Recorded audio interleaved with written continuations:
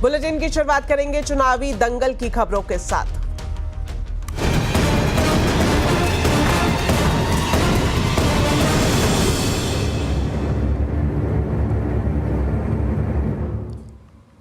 जम्मू कश्मीर में तीसरे और आखिरी चरण का मतदान जारी है। आज 7 जिलों की 40 विधानसभा सीटों पर वोटिंग हो रही है। इस चरण में 415 उम्मीदवार मैदान में हैं। तीसरे चरण में जम्मू संभाग की 24 जबकि कश्मीर संभाग की 16 सीटों पर वोटिंग हो रही है। सुबह से ही वोटर्स की लंबी कतारें देखने को मिल रही है। दोपहर 3 बजे तक 56% से ज्यादा वोटिंग हो चुकी है।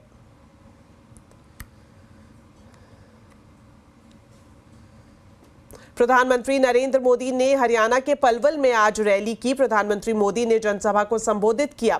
रैली में प्रधानमंत्री ने कांग्रेस पर जमकर निशाना साधा। पीएम ने कहा कि कांग्रेस का फॉर्मूला है ना काम करो ना दूसरों को काम करने दो। कांग्रेस की राजनीति केवल झूठे वादों तक सीमित रहती है, जबकि भाजपा की राजनीति मेहनत करना और परिणाम लाकर दिखाना है। हरियाणा की इस धरती ने हमें गीता का संदेश दिया है। हरियाणा ने हमें सिखाया है काम करो, मेहनत से काम करो। लेकिन कांग्रेस का फॉर्मूला है न काम करो और न दूसरों को काम करने दो। कांग्रेस की राजनीति केवल झूठे वादों तक सीमित रहती है, जबकि भाजपा की राजनीति मेहनत करना और परिणाम ला करके दिखाना। हम मेहनत पे ध्यान केंद्रित करते हैं, हम परिणाम पर ध्यान केंद्रित करते हैं। इसके साथ ही प्रधानमंत्री नरेंद्र मोदी ने यह भी कहा कि जब तक मोदी है एससी ओबीसी आरक्षण का हक कोई नहीं छीन सकता।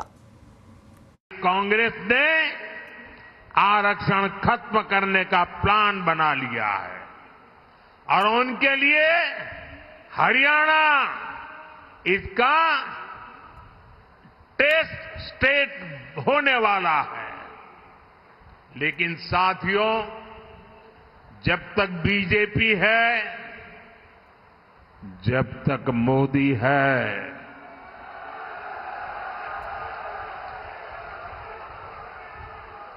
एससी, एसटी और ओबीसी समुदाय को संविधान से मिले आरक्षण का हक कोई नहीं छीन सकता। आपने देखा होगा ये लोग दिन रात मुझे गालियां देते हैं। अब हमारे मुख्यमंत्री जी सैनी जी को भी गालियां देते हैं। हमारा और कोई गुनाह नहीं है। हमारा गुनाह यही है कि हम ओबीसी अति पिछड़ी मां की कोख से पैदा हुए हैं, इसलिए गालियां दे रहे हैं।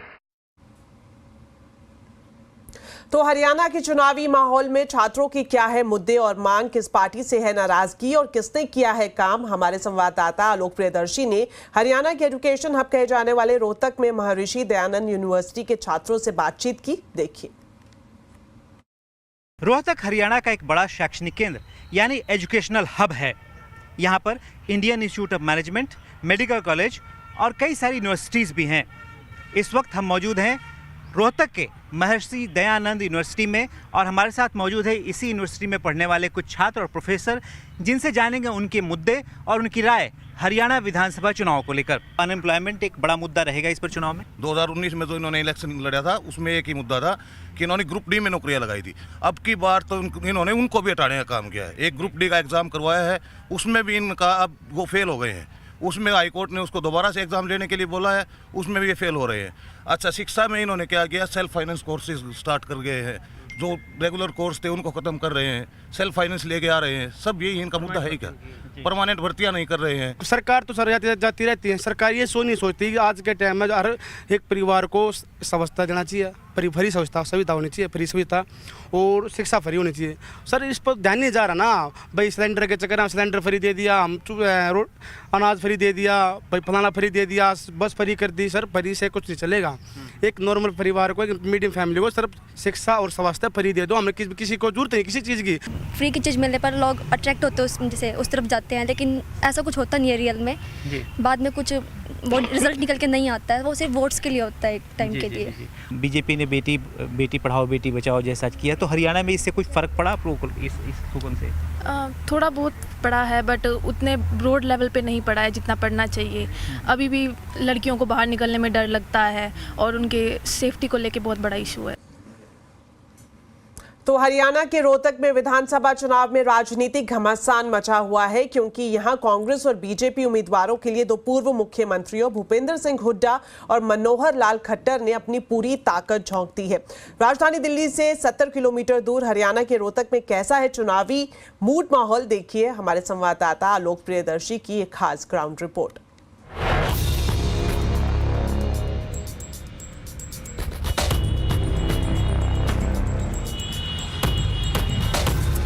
हार्ट ऑफ जाटलैंड यानी रोहतक हरियाणा विधानसभा चुनाव में खासी चर्चा में है, क्योंकि रोहतक सीट से दो पूर्व मुख्यमंत्रियों की प्रतिष्ठा दांव पर लगी है।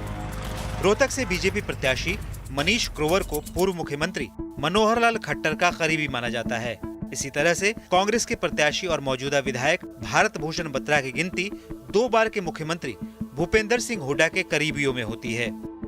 किसका पलड़ा भारी है, सुनिए रोहतक के वोटर से ही। एक नेचुरल स्वभाव है आदमी का, 10 साल के बाद आदमी चेंज चाहता है, एक वो दिमाग में है लोगों के। दूसरा रोहतक की तो पर्सनल कह सकता हूँ कि हुड्डा साहब ने विकास किया है, तो इस वजह से हुड्डा साहब की तरफ ज़्यादा झुकाव है लोगों का। जाट कॉलेज के बच्चे यहाँ से लेकर वहाँ तक सड़क पर सुबह बच्चे 4 बजे दौड़ लगाते थे कि भर्ती देखेंगे, भर्ती हो। अब आपको बच्चे दिखाई नहीं दे रहे। सर हवा तो जो ना अभी प्योर तो किसी की नहीं है, हर जगह सुनते हैं कि बराबर की टक्कर है, लेकिन जो है ना मेरे को तो लगता है कि बीजेपी की सरकार आएगी। मैं दिल्ली यूनिवर्सिटी से पढ़ा हूँ, तो इन केस ऑफ मेरिट तो मैं रखता हूँ, बट मैं खुद मतलब ये प्रेफर नहीं करता कि मैं हरियाणा का कोई एग्ज़ाम दूँ। पिछले 10 साल जो थे हुड्डा साहब के, उन्होंने अपने यारे प्यारे सगे संबंधी कार्यकर्ता के जो वर्कर के जो आदमी थे उनको नौकरी दी। अगर बीजेपी की बात करें, बीजेपी ने नौकरी दी ही नहीं। बीजेपी ये बात करती है हमने खर्ची पर्ची बंद कर दी, भी बंद तो अपने आप पे होगी जब रोजगार दिए ही नहीं। दिल्ली एनसीआर में शामिल रोहतक हरियाणा का बड़ा शैक्षणिक केंद्र यानी एजुकेशनल हब है। यहाँ Indian Institute of Management, PGI medical university और महर्षि दयानंद यूनिवर्सिटी के अलावा Baba Mastnath deemed university, Pandit Lakshmichand university of performing and visual arts के साथ साथ अलग अलग समुदायों की तरफ से चलाए जा रहे एजुकेशनल सोसाइटियां भी हैं। रोहतक एक औद्योगिक क्षेत्र भी है, जहां अमूल और एशियन पेंट्स जैसी बड़ी कंपनियों के प्लांट हैं। यही नहीं, रोहतक में हरियाणा की एक बड़ी अनाज और कपास की मंडी भी है, जहां सालाना करीब 700 से 800 करोड़ रुपयों का कारोबार होता है। पिछले 10 साल से आड़ती तो परेशान है, क्योंकि हर छठे महीने जो है फसल आती है तो कोई गवर्नमेंट के पास पॉलिसी नहीं है। रोहतक विधानसभा सीट के अलावा इस हलके में 3 और सीटें हैं, महम, कलानौर और गढ़ी सांपला किलोई। भूपेंद्र सिंह हुड्डा खुद भी गढ़ी सांपला किलोई से ही चुनाव लड़ रहे हैं, लेकिन हुड्डा परिवार ने अपना पूरा जोर रोहतक में लगा रखा है। अब हरियाणा के इस हलके में कौन किस पर पड़ेगा भारी, इसके लिए 8 अक्टूबर का इंतजार करना पड़ेगा। कैमरामैन दिनेश तिवारी के साथ आलोक प्रियदर्शी, CNBC आवाज, रोहतक, हरियाणा। तो महाराष्ट्र में महायुति और एमवीए दोनों गठबंधन में घमासान चल रहा है। आज आवाज अड्डा में इसी पर होगी बड़ी चर्चा शाम 7:57 पर।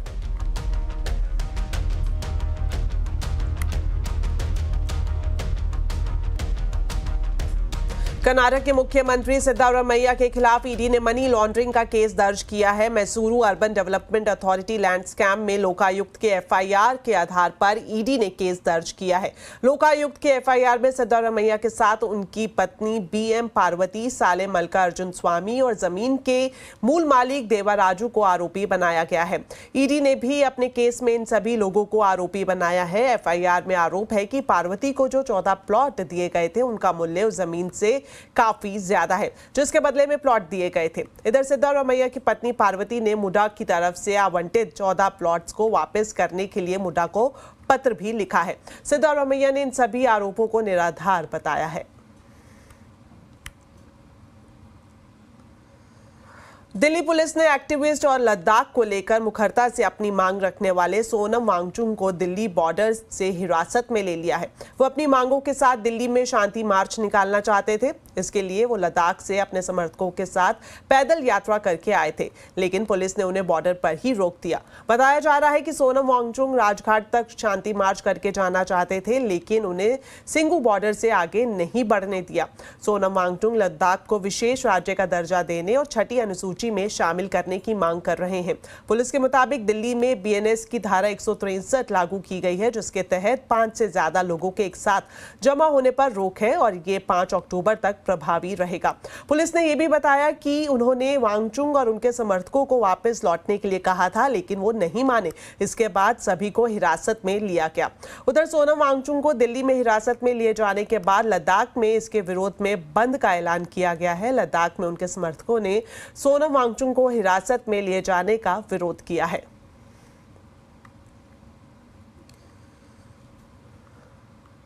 तो दिल्ली में सोनम वांगचुक को हिरासत में लिए जाने के बाद राहुल गांधी ने सोशल मीडिया प्लेटफॉर्म एक्स पर पोस्ट कर पीएम मोदी पर निशाना साधा है। उन्होंने कहा कि पर्यावरण और संवैधानिक अधिकारों के लिए शांतिपूर्वक मार्च कर रहे सोनम वांगचुक और उनके सैकड़ों लद्दाखियों समर्थकों को हिरासत में लेना अस्वीकार्य है। लद्दाख के भविष्य के लिए खड़े होने वाले बुजुर्ग नागरिकों को दिल्ली की सीमा पर हिरासत में क्यों लिया जा रहा है?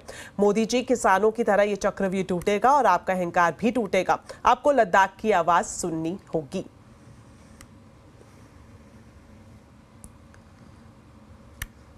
सोनम वांगचुक को पुलिस हिरासत में लिए जाने पर कांग्रेस और आम आदमी पार्टी ने बड़े सवाल खड़े किए हैं।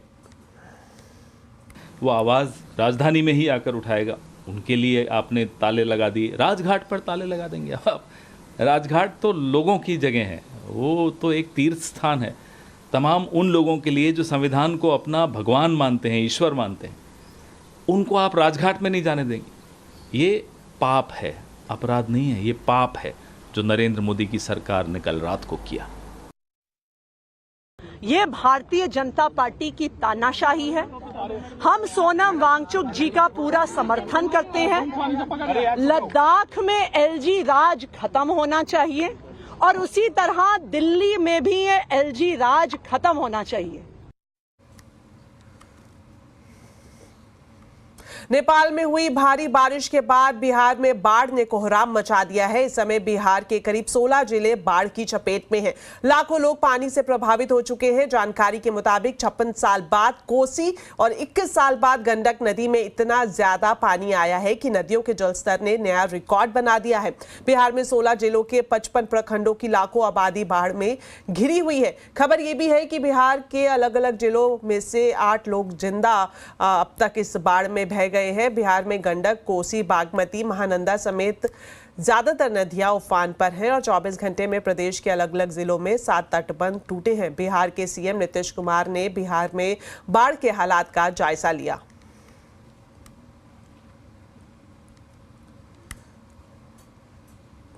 सुप्रीम कोर्ट ने आज कहा है कि मंदिर हो या दरगाह, रोड हो या रेलवे ट्रैक का अतिक्रमण हटाना ही होगा।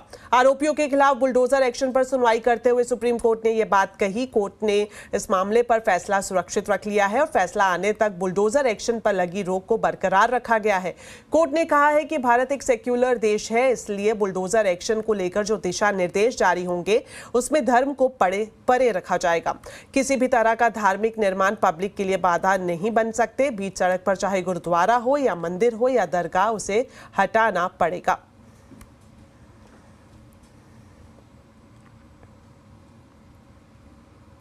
अभिनेता गोविंदा को आज सवेरे पैर में गोली लग गई। ये घटना आज सुबह 4:45 बजे की है, जब गोविंदा कोलकाता जाने के लिए अपने घर से निकल रहे थे।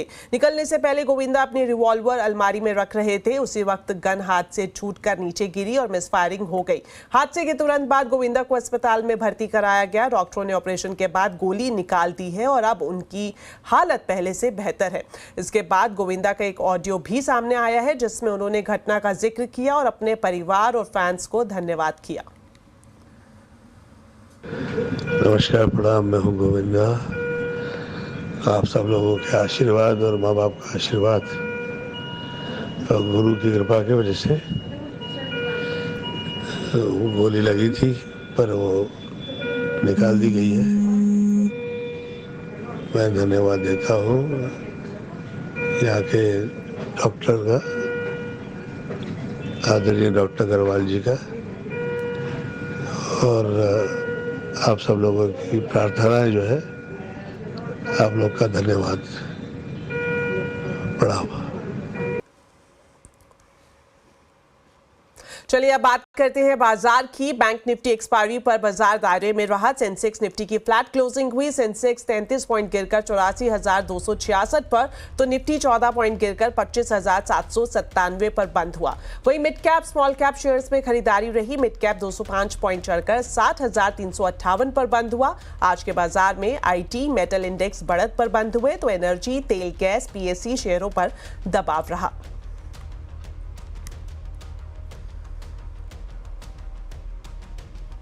सीएनबीसी आवाज के साथ खास बातचीत में व्हाइट ओक कैपिटल मैनेजमेंट के सीईओ आशीष सोमैया ने कहा है कि 3 महीने से बाजार में सेक्टर रोटेशन है और इस समय आईटी, कंज्यूमर, निजी बैंक, कैपिटल मार्केट स्पेस बेहतर दिख रहे हैं।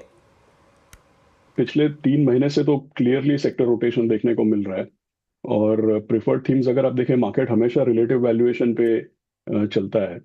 सो आईटी अगर आप देखें, IT, selected consumer, capital market companies, private sector banks, comfort तो यहीं पे दिख रहा है। और हम लोगों का वैसे भी ऑन एन एवरेज अगर आप हिस्टोरिकली हमारे पोर्टफोलियोज में देखें, तो क्योंकि ये हेट्रोजिनस सेक्टर्स है, यहाँ पे स्टॉक सिलेक्शन की काफ़ी रोल होती है। मैक्रो के बजाय स्टॉक सिलेक्शन की रोल ज़्यादा होती है, तो इन सब सेक्टर्स में हमेशा ओवरवेट होता है। और अभी भी private sector banks, selected IT, capital market companies, consumer, pharmaceutical, ये सब चीज़ों में ज़्यादा पोटेंशियल जो अब तक चल रहा है। उसमें से मैन्युफैक्चरिंग फिर भी एक चीज़ जो बरकरार है, अभी भी पोर्टफोलियो में इंडस्ट्रियल्स वगैरह ओवरवेट हैं, सो वो वैसे रहेगा। त्योहारों के दौरान सब्जी के बढ़ते दाम आपकी खुशियों का जायका बिगाड़ सकते हैं। भारी बारिश और रोड टूटने की वजह से सब्जियां महंगी हो गई हैं। क्या है बाजार का हाल, बता रहे हैं संवाददाता असीम मनचंदा। त्योहारों की शुरुआत होने वाली है, लेकिन ठीक उससे पहले सब्जियों के दाम आसमान पर है। सब्जियों की महंगाई इस बार आपका किचन का बजट बिगाड़ सकती है।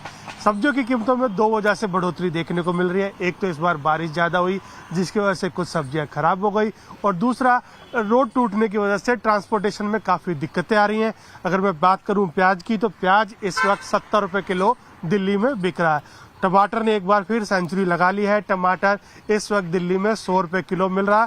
उसके बाद शिमला मिर्च जो कि 160 रुपये प्रति किलो मिल रही है।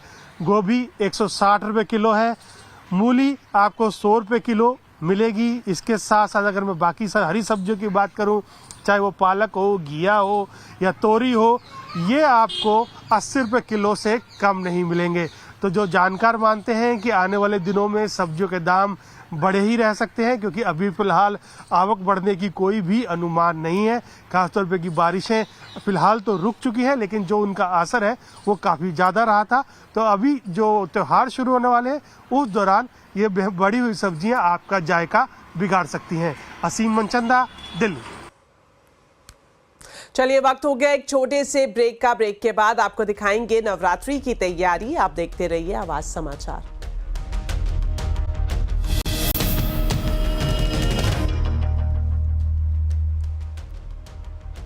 ब्रेक के बाद आपका स्वागत है। गुजरात की नवरात्रि में इस बार क्या खास रहेगा, इसका अंदाजा अहमदाबाद के बाजार में लग जाता है। अहमदाबाद की मशहूर लॉ गार्डन मार्केट से देखिए केतन जोशी की ये रिपोर्ट।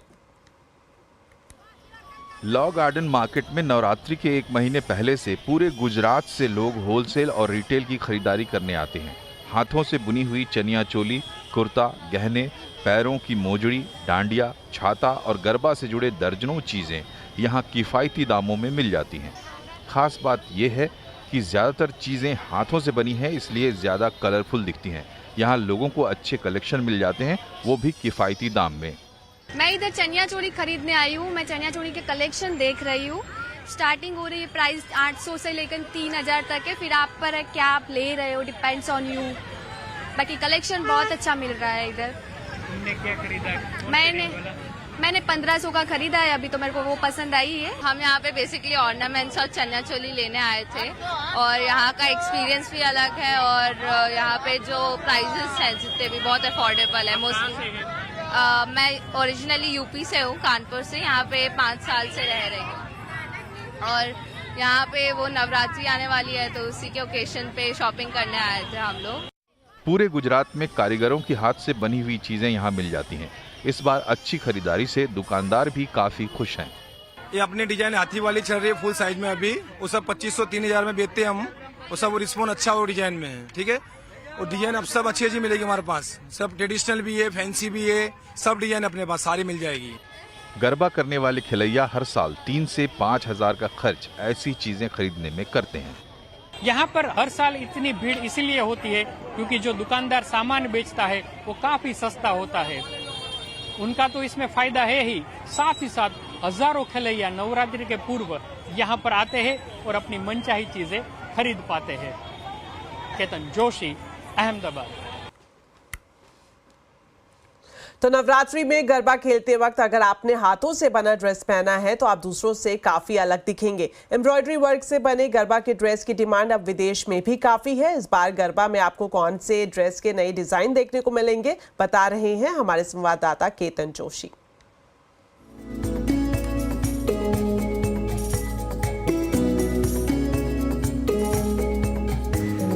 चनिया चोली, केडीयू, धोती कुर्ता, जिमी, पगड़ी और बहुत कुछ। ये सभी कलरफुल कपड़े गरबा करते वक्त आपके व्यक्तित्व को निखार देते हैं। हालांकि ऐसे ड्रेस महंगे होते हैं तो लोग रेंट पर भी ले रहे हैं। नवरात्रि के कुछ ही दिन बाकी है तो मैंने सोचा इस बार मुझे कुछ अलग नया पहनना है।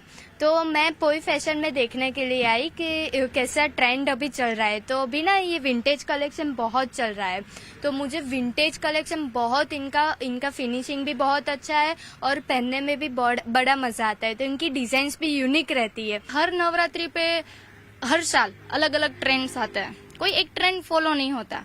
तो फिर हर बार तो नहीं परचेस कर सकते ना चोली। तो इस बार मैंने सोचा है मैं चोली रेंट पे लूंगी और हर बार चमकूंगी, हर दिन चमकूंगी, 9 दिन चमकूंगी मैं। गुजरात की संस्कृति को दर्शाते हुए चित्र जैसे कि हाथी, घोड़े, दीवार के पौराणिक चित्रों को अंकित करके चनिया चोली, केडीयू और अन्य चीजें हाथों से बनाई जाती हैं। हैंडमेड होने की वजह से चनिया चोली 4500 रुपए से लेकर 25,000, केडीयू धोती का पूरा सेट 7,000 से लेकर 10,000 रुपए तक आता है। पिछले 5 सालों से मेरा इंडिया से बाहर मेरी डिजाइन्स जा रही है। उसमें अमेरिका है, फिर कनाडा है, ऑस्ट्रेलिया, न्यूजीलैंड। इस बार उसमें जापान ऐड हुआ है। फर्स्ट टाइम जापान से मैं कुछ उनके लिए करने वाली हूँ। तो इस तरह से, और लंदन, बस इतने सिटी है वो 5 साल से मैंने एक्सप्लोर किया है। गरबा के स्टेप्स आपको ठीक से नहीं आते तब भी आपके पास बढ़िया चनिया चोली और धोती केडीयू है तो लोगों की नजर आपके ऊपर ही रहेगी। हाथों से बने इस प्रकार के नवरात्रि के ड्रेस की काफी डिमांड है, इसलिए अब ये ड्रेस ग्लोबल भी बन चुके हैं। भले ही ये 9 दिन का त्योहार हो लेकिन डिमांड पूरे साल रहती है। केतन जोशी, अहमदाबाद। तो नवरात्रि में गरबा खिलैया के बीच टैटू कराने का भी ट्रेंड है। इस साल यंगस्टर कौन से टैटू बनवाकर गरबा करेंगे, बता रहे हैं हमारे संवाददाता केतन जोशी। यहाँ स्टूडियो में आप माहौल देखिए, नवरात्रि बस अब आने को ही है और यहाँ पर जो खिलैयाओं ने टैटू किया है वो अलग अलग मैसेज देता है। हम आपको बताए, डिकोड करें ये टैटू किस किस तरह का है, उससे पहले ही हम उनसे ही जानने की कोशिश करते हैं। बताइए आपका ये टैटू क्या मैसेज देता है? Woman safety. राइट। तो कितने समय तक ये रहने वाला है ये टैटू? आई विश रहे ज्यादा, बट कलर क्या है ऑर्गेनिक जैसा यूज किया है तो वो वॉश करने से निकल जाता है ताकि स्किन में भी आगे कुछ प्रॉब्लम। गरबा है अब ग्लोबल भी बन चुका है। देखिए यहाँ यूएसए में जो इलेक्शन आने वाला है, आप बताइए आपका ये टैटू क्या मैसेज देता है? मेरा जो ये टैटू है वो यूएसए में जो इलेक्शन हो रहा है उसके बेस पे मैंने ये थीम करवाया है। बिल्कुल। और अगर मोदी 3.0 विकसित भारत ये भी यहाँ टैटू में दिख रहा है। अच्छा आप बताइए ये क्या मैसेज दे रहा है और ये कितने दिन तक टिकेगा आपके बैक पर? मैंने जो टैटू करवाया है वो तीसरी बार इलेक्शन जीते हैं उनका टैटू करवाया है और ये टैटू शायद 10-15 दिन रहेगा। तो सिर्फ अहमदाबाद में नहीं लेकिन पूरे गुजरात में आपको अलग अलग तरह से इस तरह के जो टैटू यहाँ बनवाए हैं, जो सिंपल टैटू भी आप यहाँ देख सकते हैं। जो खेलैया है वो कुछ ज्यादा नहीं लेकिन कुछ एक आधे घंटे में करवाना चाहते हैं, उनके शरीर पर हाथ पर भी यहाँ पर देख सकते हैं और ये लाइव टैटू भी यहाँ पर हो रहा है। तो हम कह सकते हैं कि पूरे गुजरात में आपको माहौल है वो रंगीन दिखेगा, कुछ न कुछ मैसेज भी रहेगा। सिर्फ अपने हाथों पर या बदन पर कोई सिंबॉलिक टैटू नहीं है लेकिन एक बड़ा मैसेज है, आने वाले भारत का भी मैसेज है। यहाँ वुमेन एम्पावर के लिए भी एक बात की गई है, जो अलग अलग घटनाएं हुई है, जो महिलाओं के ऊपर अत्याचार हुए हैं उनको रोकने का भी यहाँ पर संदेश दिया जाता है। तो हम कह सकते हैं कि इस बार जो नवरात्रि है वो काफी संदेश भरी है। सिर्फ गरबा नहीं होगा लेकिन साथ ही साथ बहुत सारे मैसेज भी देने को मिल सकते हैं। केतन जोशी, अहमदाबाद। चलिए अब आपको बताते हैं कि आज कंज्यूमर अड्डा में क्या खास रहने वाला है, क्या कहता है आपका अक्टूबर का राशिफल, इस महीने कहां निवेश करना आपके लिए फायदेमंद होगा। जानने के लिए देखिए निवेश का राशिफल सेलिब्रिटी एस्ट्रोलॉजर चिराग दारूवाला के साथ आज शाम 5:57 पर।